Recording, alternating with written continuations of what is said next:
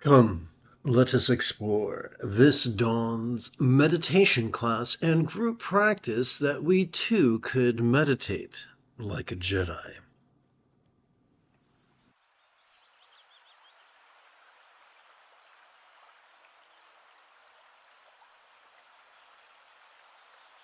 Together, let us relaxingly recite the third passage of the unwaning victory banner, also known as the vast expanse of the diamond-like strength of a mind harmonized with mindfulness and meditation by Vajra, a great Buddhist reformer who lived many centuries ago in Odiyana, which is the present-day Swat Valley of Pakistan. Together, let us relaxingly recite. All phenomena, unchanging in their natural condition, are liberated through deedless liberation. This self-originated, pristine awareness is free of striving. Self-liberated, it also teaches the path of liberation. Okay, there's a whole lot of words. Let's see if we can understand what they mean. Now, you and I have noticed change our whole lives. We notice the change of the seasons. We notice the change of the waxing and the waning and the moon. We notice the rising and the setting of the sun. We notice the swelling and the sinking of our chest. So change is a literal thing. So could this first phrase be figurative? All phenomena unchanging in their natural condition. So what is the natural condition of all phenomena? Well, it's twofold. The first condition is it is perceptible. Phenomena can be seen or heard or felt or tasted or smelled.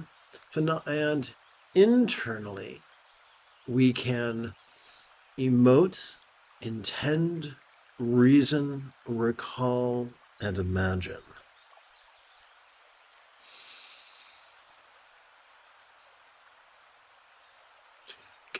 So that's conventionally. Conventionally, things can be noticed. Things are subject to mindfulness. But ultimately, things can be released as we relax into our exhalation, thanks to our parasympathetic nervous system, ensconced within the upper part and the lower part of our spinal cord. We can automatically relax and release. So the fact that due to our central nervous system, due to the mechanisms latent within our spinal cord, phenomena can be noticed and released. This is the natural condition. Phenomena, in and of themselves, are neither good nor bad. Perceiving certain things doesn't make us bad. Perceiving other things doesn't make us good. So the question is not the things in and of themselves, good or bad, but what we do with them. All phenomena, unchanging in their natural condition, are liberated through deedless liberation.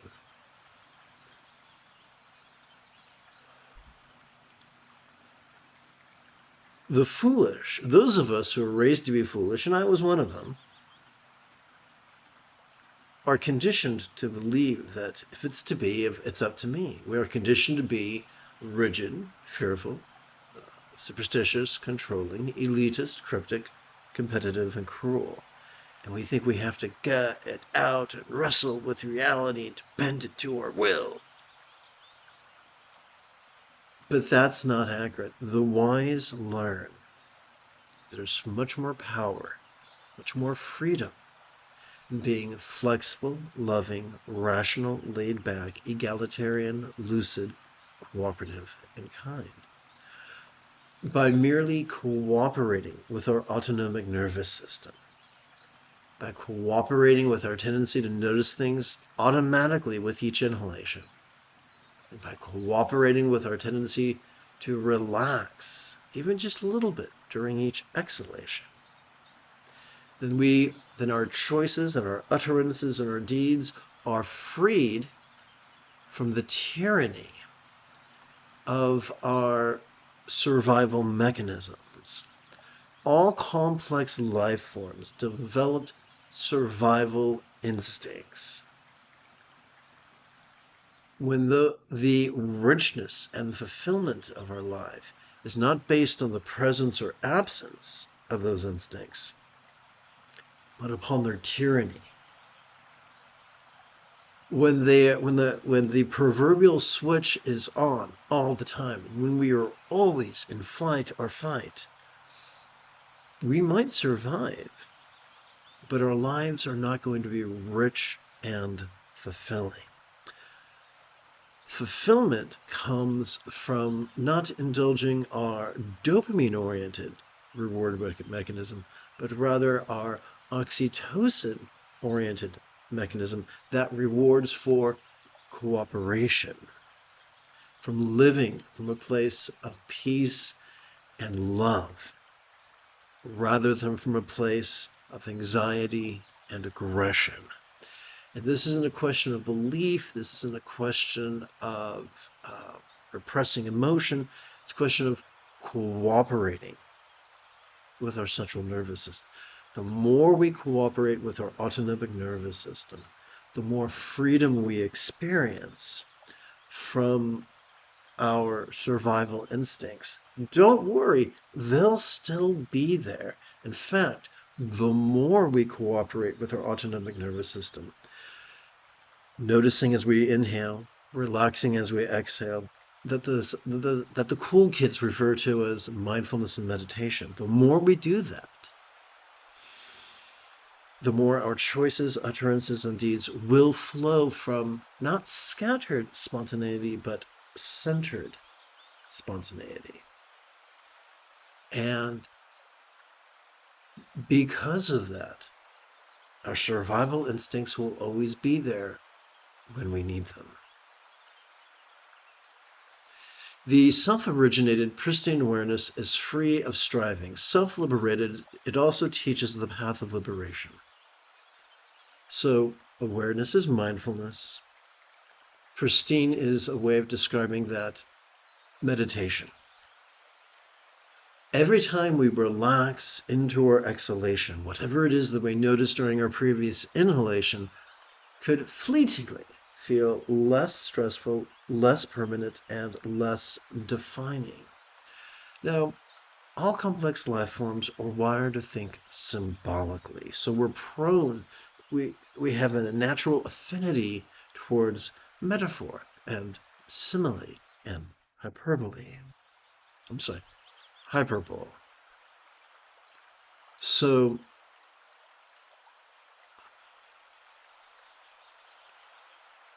hyperbolically, figuratively, every time we relax into our exhalation, whatever we noticed during our previous inhalation could feel as if it was as non-graspable as a vast empty void, as non-graspable as the illusion of the infinite azure sky or a bright and beautiful cloudless morn, which although could look tantalizing to the eye, in practice feels non-graspable to the hand.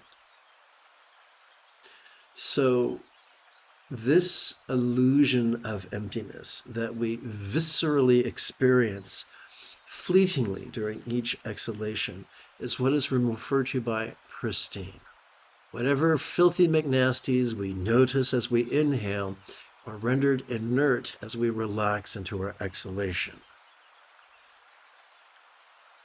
One of the cool things is, so let's refer back to the foolish practice of elitism and the unquenchable desire for wealth and power and prestige. Religious people will often glom onto techniques and teachings and wrap them in vagueness and opaqueness and try to say, well, if you want these special teachings, you have to jump through these hoops and essentially be my slave. That's disgusting. But the truth of the matter is the Buddha taught that this path is easy and that this path could be mastered not in lifetimes, but in days, in as little as 7 days.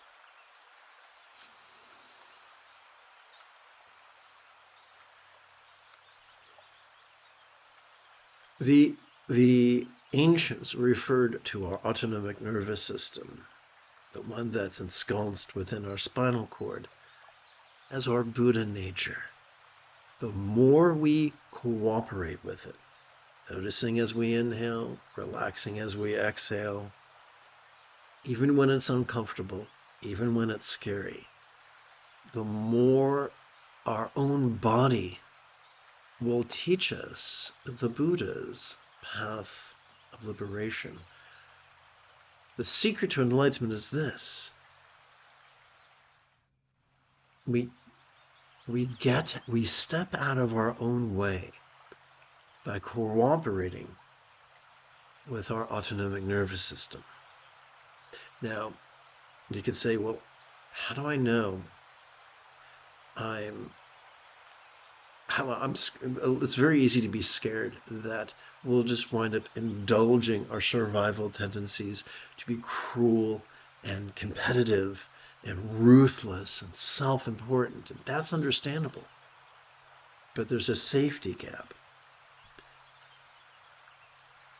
The late Tulku Thondup explained that the highest love is not contrived, it's not forced. The highest love is spontaneous and uncontrived and the effortless byproduct of cooperating with our autonomic nervous system, the effortless byproduct of noticing and relaxing, the effortless byproduct of watching the play of mind and relaxing into its non-graspable nature.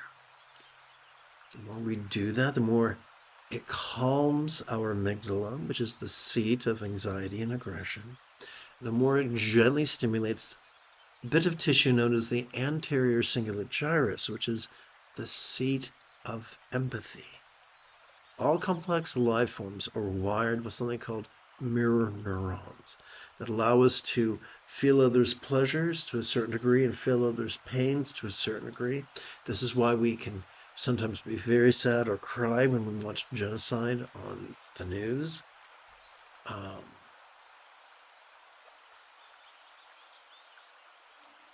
Or we see our neighbors brutalized by ICE.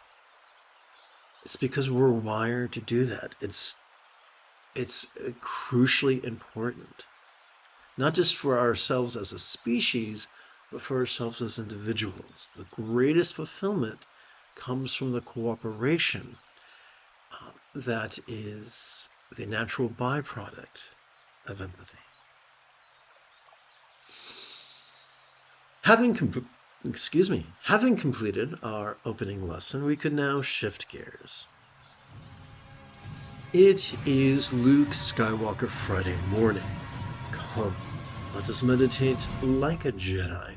After approximately 30 seconds of housekeeping, this is the Dzogchen Semde Lama Jigme Gyatso of the Buddha Joy Meditation School. Now, you might have noticed I'm a big weirdo, and here's why. For more than 30 years, I have harnessed my autistic special interests as well as my ADHD hyperfocus to spend about 8 hours a day, almost every day, studying, practicing, mastering, and reverse engineering the teachings and techniques of each school of meditation so that I can become your personal, nerdy, neurodivergent guide to nirvana. Welcome, my friends, to Meditate Like a Jedi, which is made possible due to the generosity of viewers just like you. For the remainder of this morning's live stream, Let's play with the latest iteration of very easy meditation practice text for sadhana, if you're nasty.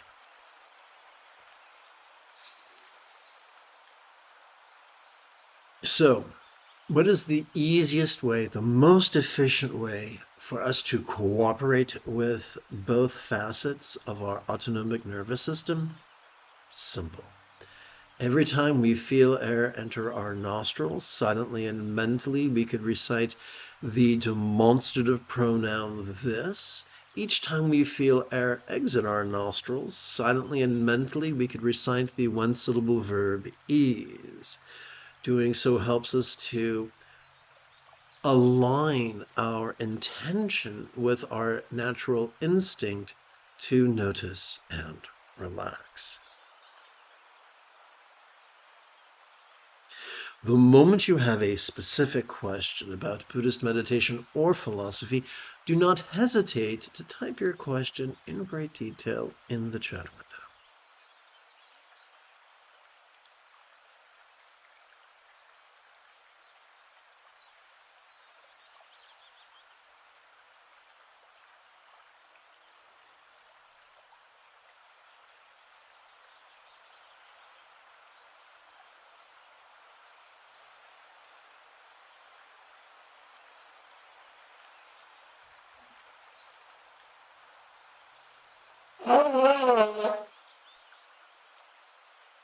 Scusi.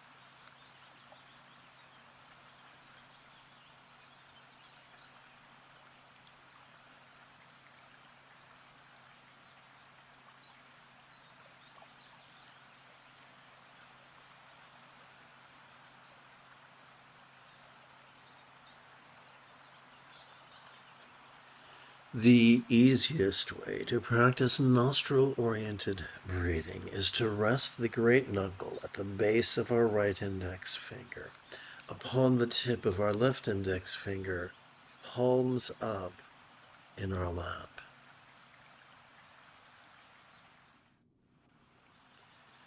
The easiest way to keep track of our bonus set of 12 inhalations is to count the 12 inhalations on our right hand.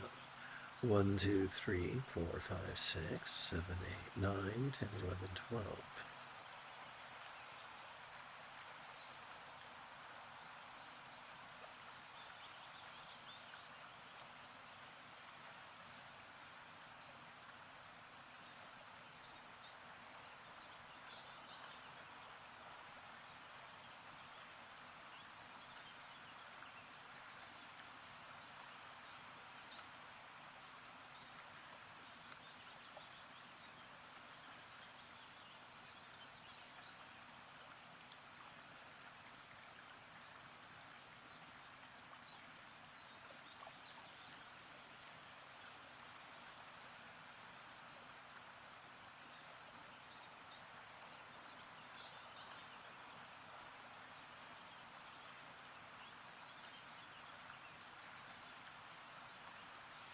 Now that we know how to count 12 inhalations on our right hand, allow me to remind you that if we wish to count multiple sets of 12 inhalations each, we can count the sets, not the inhalations, but the sets upon our left hand.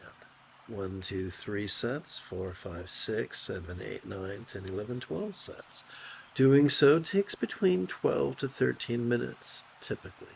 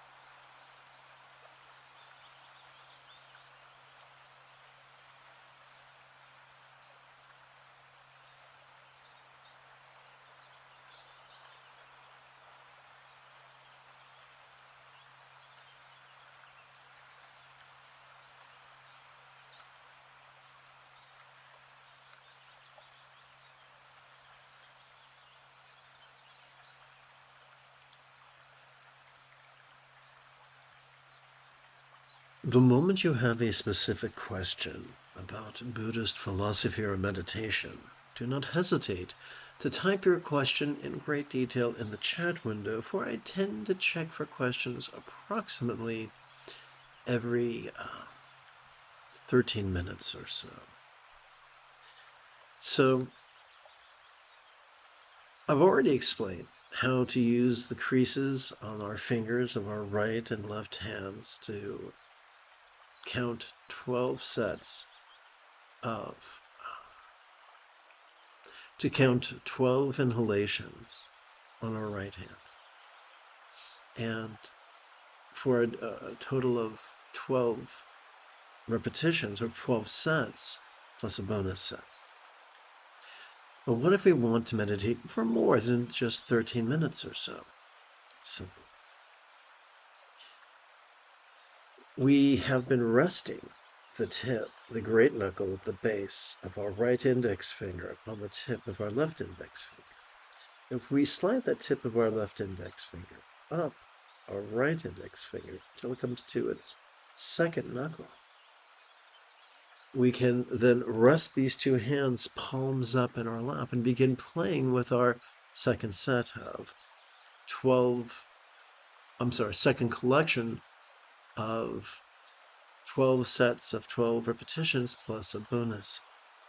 Let's begin counting our bonus set right now by counting 12 inhalations using our right thumb. 1, 2, 3, 4, 5, 6, 7, 8, 9, 10, 11, 12. This takes about a minute or so.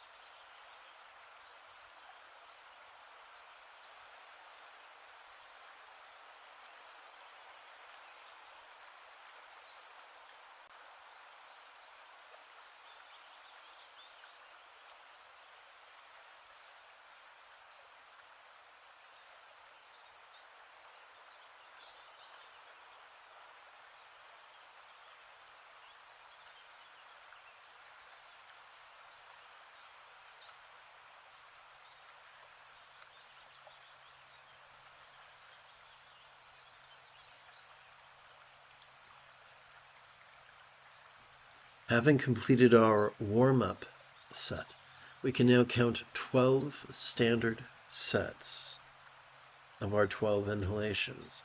We count those 12 sets on our left hand. First, second, third set, fourth, fifth, sixth, seventh, eighth, ninth, 10th, 11th, 12th. Now, if this feels overwhelming, that's fine. Everything new feels overwhelming at first.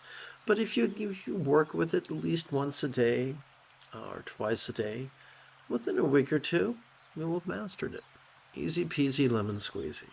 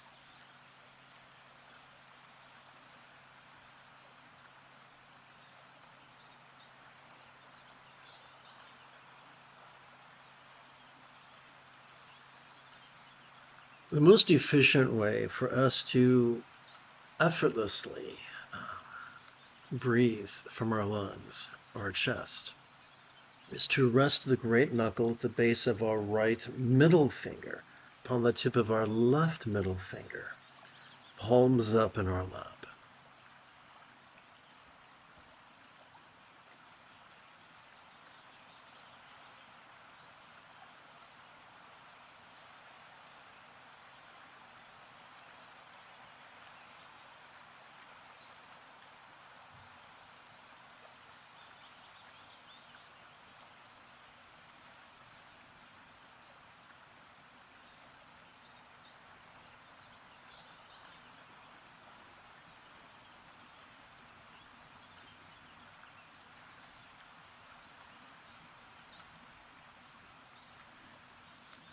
We can warm up with this third collection by counting repetitions or inhalations on our right hand.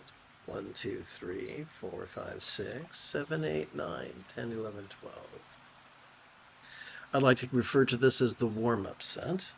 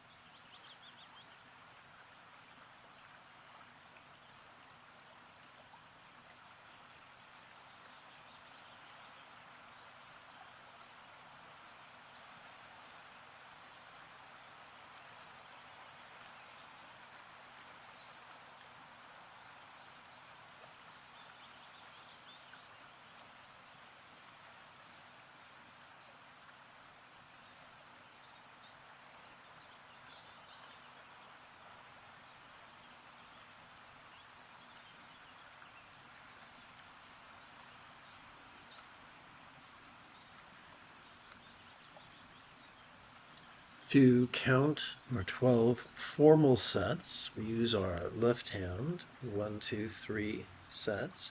4, 5, 6 sets. 7, 8, 9, 10, 11, 12 sets.